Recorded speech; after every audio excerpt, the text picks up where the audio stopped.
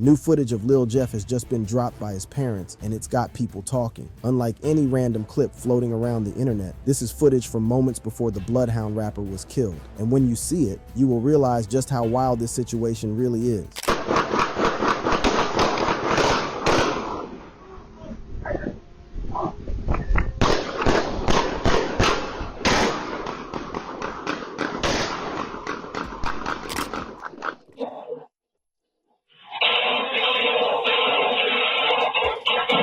But that's not even the craziest part. Lil Jeff's parents have come forward, and they've got some jaw-dropping things to say about the footage they just released. If you thought you knew the full story, think again, because what they're revealing is flipping everything on its head. The exclusive footage. So here's what really happened. Lil Jeff's father, Jeffrey Harris, hopped on Facebook and let it be known that his son was not caught lacking. Apparently that was the narrative that had been floating around, and people assumed Jeff was just out, maybe chilling, maybe slipping, and that's when the ops got him. But according to Lil Jeff's dad, that couldn't be further from the truth. Jeff wasn't just sitting around waiting for trouble to find him. He was actually the one bringing the trouble. He was out to get his enemies. He was on the hunt, and things just didn't go his way that night. And Mr. Harris isn't just speaking on it casually. You can hear it in his voice, at least from the way he typed, that it's personal. He was making it clear that this isn't over. He's sending out a direct message, not just to the world, but to the very people responsible for his son's death. He's looking them dead in the eye and letting them know that this is far from settled. Now, you might expect people to react with some kind of sympathy, maybe even some remorse. After all, no matter what happened, Lil Jeff was someone's son, someone's friend, and that's what happened, at least until his father gave warning to the streets and said that his son was caught on an op. As you'd expect, the reaction has been the exact opposite. And if you've spent even 5 minutes on Reddit, you already know how ruthless that place can be. The comment sections are flooded with people saying they have zero sympathy, no pity, no condolences. Reddit users wasted no time clowning Lil Jeff's father after his reaction to his son's death. When he posted a warning for the streets to watch out and claimed the saga continues, many saw it as ridiculous. Some mocked him for treating the situation like a movie, while others criticized his mentality, saying he was part of the reason his son ended up dead. One user outright stated that Lil Jeff was destined to fail from the start because of the type of father he had, while another bluntly called his dad a sociopath. The overall sentiment was that there was no room for sympathy when the father seemed more focused on keeping up a street image than mourning his son. Instead of pity, the post sparked even more mockery and debate, with many arguing that this mindset is exactly why cycles of violence never end. To them, it's just another case of street karma. Live by it, die by it. It's brutal, but that's the reality of how people see this situation. And as harsh as it sounds, it's not uncommon. The internet is a cold place, especially when it comes to stories like this. But just when you thought the conversation couldn't get any colder, things took another dark turn. People started pulling up an old music video of Jeff, and that's when the apathy really set in. In Jeff's words, he said, "Them niggas did what they did and had to pay the consequence." He also apparently heard a dude. The lyrics of the song went like this: "When I speak, it's only facts." He was screaming, "Ah," when he got hit. Ah. Real tough up on the net. Now he on the floor looking like a...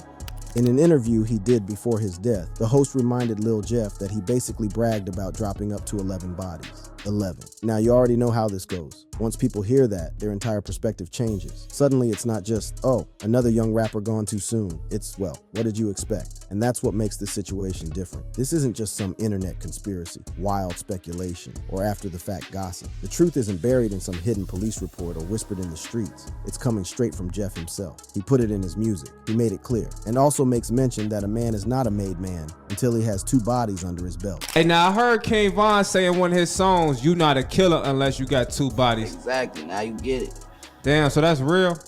It's real. People are starting to piece everything together, and the conversation is shifting. It's no longer about mourning anymore. It's about taking a step back and looking at the bigger picture. Because whenever a rapper dies, especially one from the trenches, it always sparks a debate. People start throwing out theories. Was it jealousy? Was it beef? Was it bad luck? But in Jeff's case, there's no real mystery. He wasn't just involved in the streets. He was actively playing a game where the stakes were life, death. And this time it happened that he lost. That's why the reactions have been so mixed. Some people are treating it like just another day in the streets, another casualty in a never-ending cycle. Others are those who don't care at all, so desensitized to the violence that they don't even have an opinion. And then there are others using it as a cautionary tale, a warning to up-and-coming rappers who think this lifestyle is just for show. If they had some real guidance in their life, like motherfuckers who's really standing on it, I feel like Lil Jeff and Lil Schoon, them little niggas would be, They was something to work with. But no matter where you stand on it, there's one thing that's impossible to ignore. This new footage and Bloodhound Father's words have completely changed the narrative. Because now, instead of just mourning another fallen rapper, people are starting to dissect the choices that led him here. Was this avoidable? Could things have gone differently? Or was this always how it was going to end? Let us not also ignore the fact that it also raises a much bigger question about the cycle of violence in hip-hop. When does it stop? And maybe more importantly, does anyone actually want it to? Because every time a rapper goes out like this, the reactions follow the same script. Shock, debates, a few RIP posts, and then right back to business as usual. If this is your first time hearing about Lil Jeff, don't worry, I got you. We'll take a step back and break down how he got here in the first place. So as we dig deeper into Jeff's story,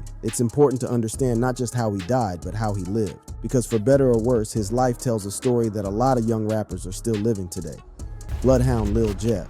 Bloodhound Lil Jeff, real name Jeffrey Harris, was one of those names that got big in Chicago's drill scene for all the reasons you'd expect. I mean, there was the talent, street ties, and the kind of lifestyle that makes people pay attention. Now, his story wasn't just about making music alone. It was also about the way his world shaped him and how he reflected it right back through his songs. Jeffrey Lamar Harris, popularly known as Bloodhound Lil Jeff, was born on July 14, 2002 in Chicago, Illinois, to Latasha Lucas and Jeffrey Harris. He started his education at CIC's Longwood and later graduated from Harold Washington Elementary School. Jeff then attended Curie Metropolitan High School, earning his diploma in 2020 before briefly enrolling in online classes at Daly College in 2021, though he eventually dropped out. Lil Jeff grew up on Chicago's South Side and saw what a lot of kids in that area see: the struggles, survival, and a system that didn't care with life outside being more than just hanging out. Can you start by telling us where you from? Chicago, Illinois, east side of Chicago. East side of Chicago. East side. Yeah. Can you tell us what it was like for yourself growing up on the east side? Shit, like anybody else from the rack. The same shit. Literally. It was about knowing the rules, reading between the lines, and understanding that the streets could either be your stage or your downfall. My crib got shot up when I was like 14. I was some stupid ass shit. Lil Jeff wasn't just some kid messing around with beats. He found a voice in drill music because it spoke to what he knew. He looked up to local artists who turned their pain into lyrics, and he wanted to do the same. After leaving school, Jeff turned to the streets and became a member of the 079 Bloodhound Gang, a faction of Drill City. The Bloodhounds have gained a reputation for violence, with the gang being linked to numerous murders and shootings throughout the early 2020s. When he started rapping as Bloodhound Lil Jeff, the name itself told people exactly who he was. Bloodhound wasn't just a nickname, it was his set, his identity, his whole world. Being affiliated with the Bloodhound faction of the Black Disciples meant that music wasn't just about expressing himself, it was also about representing something bigger. Also, his songs weren't just tracks, they were stories, warnings, and sometimes straight up confessions. Did what they did and had to pay the consequences. When he dropped in February 2024, people took notice. The raw energy, the way he told his side of things, it all clicked. The song quickly racked up over 100,000 views on YouTube and hit 10,000 streams on Spotify. People weren't just listening, they believed him. And that's the thing, if people believe you, it makes you a star, but you also have to be careful as it also paints a target on your back. Lil Jeff wasn't just rapping about the streets, he was part of them, and that meant his lyrics were more than just entertainment. In one of his videos, he mentioned a double homicide from January 26, 2024. Two guys, Monterio Drench Zaw Williams and Robert Lil Rob Boston, both from Nitty Block. That hit wasn't just some random shooting, it was bold, broad daylight, making headlines and shaking up the city. When Jeff referenced it later in his music, it was like saying, yeah, we did that. That might boost credibility, but it also makes enemies pay attention. One of the closest people in Lil Jeff's life was Bloodhound Q50, another rapper and street figure. They weren't just collaborators, they were brothers in everything that came with their lifestyle. Songs like BH4L and Hardy Boys weren't just about rapping together. They were about their lives, their struggles, and the bond that held them together. When they weren't in the booth, they were in the trenches, and their music made sure people knew it. Of course, talking about that life so openly had its downsides. Both Jeff and Q50 weren't shy about claiming bodies in interviews and social media posts. Q50 said he had a hand in 8 murders, and Jeff took it even further, saying he was at 10 or 11. Whether they were exaggerating or telling the truth, it didn't matter. The streets and the police were both listening. After all, drill rappers have a habit of telling telling on themselves, and Lil Jeff was no exception. Bragging about hits in music might be great for views, but it also makes you a walking target. That target got too real on June 8th, 2024. It wasn't just another day. Jeff, dressed in all black, was out with two of his guys when they ran into members of Trap City/Zone 7. Whatever history they had, it exploded right there. Surveillance footage caught the whole thing. A heated argument, guns drawn, chaos. When the smoke cleared, Jeff had been hit multiple times. Even though they rushed him to the University of Chicago Medical Center, the damage was done. He was pronounced dead at 5:46 p.m. The autopsy later revealed he had been shot 19 times. 19. His death sent waves through the community, but not in the way you'd expect. While his fans mourned, the internet wasn't exactly full of sympathy. The thing is, when you spend your career talking about catching bodies, people don't always cry for you when yours drops. Reddit especially was flooded with comments, with people saying Jeff wasn't just some innocent victim, he played the game and lost. And then things got worse for his legacy. See, after he died, one of his music videos dropped, and it was a problem. In the song, he somehow claimed to have killed 11 people. Heard King Von say in one of his songs, "You not a killer unless you got two bodies." Exactly, now you get it. Damn, so that's real? For real. It was the kind of thing that made people stop feeling bad and start saying, well, what did you expect? The lack of pity turned into straight up mockery in some places. Even though his close friends and fellow artists like Da Tweaker posted emotional tributes, for a lot of people, Jeff's death was just another headline in a city used to losing young men to gun violence. After he was gone, his music didn't just disappear. Tracks like Through the Ceiling and Drax End Switches were released posthumously, keeping his name alive. But even those songs carried the same energy that got him. Killed, gritty, violent, and a reminder of the life he lived. If anything, they were a final stamp on the legacy he built, for better or worse. Lil Jeff's story is a reminder of the complicated reality that may be attached to some artists, especially the underground ones. On one hand, it gives artists a way to tell their truth. On the other, that truth is often the same thing that takes them out. His life and death prove how thin the line is between rapping about violence and becoming a victim of it. At the end of the day, Jeff's music wasn't just music. It was a product of his environment, his choices, and the world he grew up in. Some saw him as a rising star, others as just another statistic. But whether you liked him, hated him, or didn't care, his story forces a conversation about why this cycle keeps happening. Because for every Lil Jeff that falls, there's another kid picking up a mic and stepping into the same world, telling the same stories, and facing the same fate. The rap rivalry. Now, Lil Jeff's death didn't just shock people. What it also did was to cast a light on the dangerously unpredictable world of urban gang rivalries. In this case, it was the Bloodhound Gangsters versus the Trap City Gangsters, two groups locked in a long-standing battle that had already shaped countless lives before Lil Jeff ever got involved. And at the core of this feud wasn't just about some personal beef. It was about identity, survival, and the communities that got caught in the crossfire. To really understand why Bloodhound and Trap City hate each other so much, you gotta go back to the beginning. Both gangs didn't just pop up out of nowhere. They were born out of the same harsh reality. I mean, the same old poverty, lack of opportunity, and the feeling that the system had left them behind. When there aren't many ways to make money legally and stay safe, people find their own ways to build power, respect, and financial stability. That's how both groups formed, though their paths were slightly different. Initially, the sets Chris World, Trap City 400, East MTV 079, and Drill City were all part of an alliance known as Bloodhound 0679. This alliance had been around for over a decade,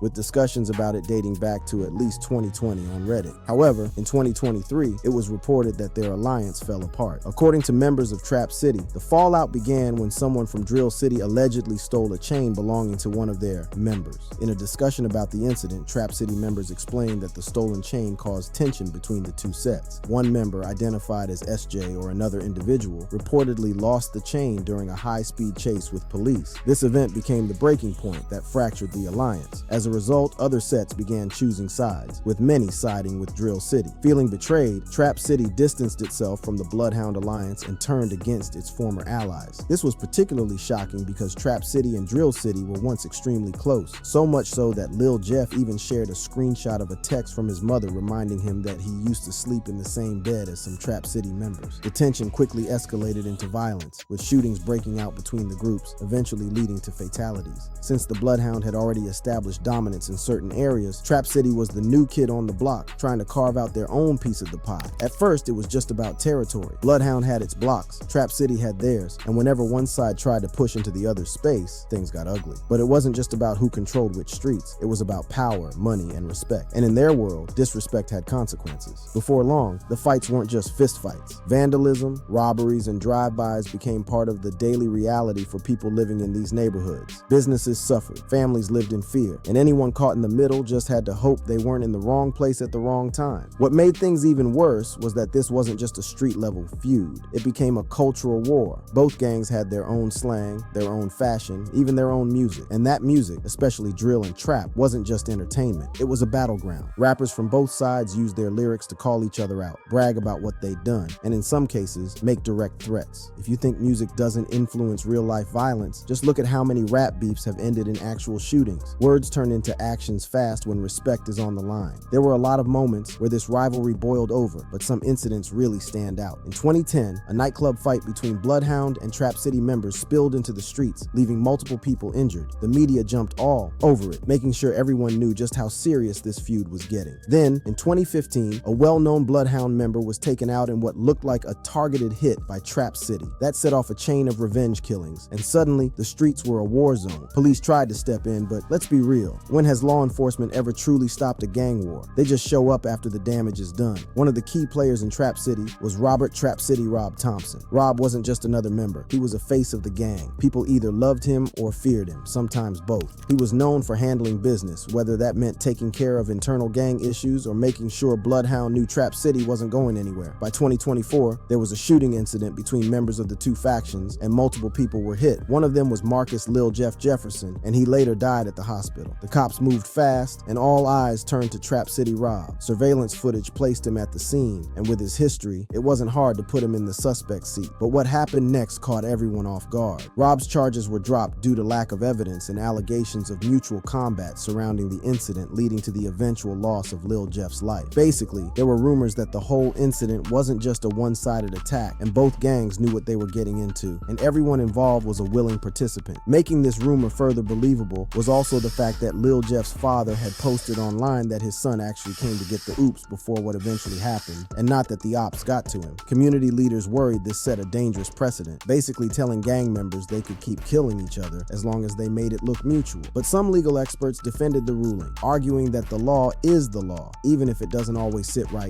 This whole situation just proves how hard it is to charge gang violence in court. After all, these aren't random, isolated crimes. They're part of a bigger system, a cycle that's been running for years. You can't look at these incidents without looking at what causes them in the first place: poverty, lack of opportunity, and communities that feel abandoned. When people don't see a future for themselves outside of gang life, this is what happens. The solution? Well, that's the tricky part. Law. Enforcement may focus on locking people up, but that's like putting a band-aid on a bullet wound. The second they take one gang member off the streets, another one takes their place. The real answer is fixing the root problems, and such solutions may come in the way of better schools, real job opportunities, community programs that give kids an alternative to gang life. The problem is, those things take time, money, and effort, and they don't make for flashy political sound bites. And if you think the music scene doesn't make things worse, think again. Drill rap has turned gang rivalries into viral content. Back in the day, beef stayed local, but now, a diss track can get millions of views overnight, spreading the conflict to people who aren't even involved. That makes it harder for anyone to back down. If you're publicly called out, you either respond or lose face. And when your whole reputation is built on respect, that's not an option. Social media has only made things messier. Instead of just hearing about beefs through word of mouth, now people can go online and see gang members posting threats, flashing weapons, and celebrating attacks. That's exactly what happened with Lil Jeff. His online persona made him famous, but it also made him a target. It's one thing to be feared on the streets. It's another to have law enforcement and your enemies watching your every move. Despite Trap City Rob being free at the moment, the question remains what happens next. Bloodhound isn't going to let this slide. In their world, every loss has to be avenged, and Rob's release just added fuel to the fire. People are already whispering that retaliation is coming, and if history tells us anything, they're probably right. The police may be on high alert, but let's be honest, there's only so much they can do. Arrests and crackdowns won't stop the cycle. The only real way to break this loop is to change the conditions that created it in the first place. Until that happens, the Bloodhound Trap City war isn't going anywhere. So, will this feud ever end, or is this just another chapter in a story that never really stops? One thing's for sure, everyone's watching, and the streets are waiting for the next move. Well, if you found this video informative, click on any of the cards on your screen to check out more trending stories about it.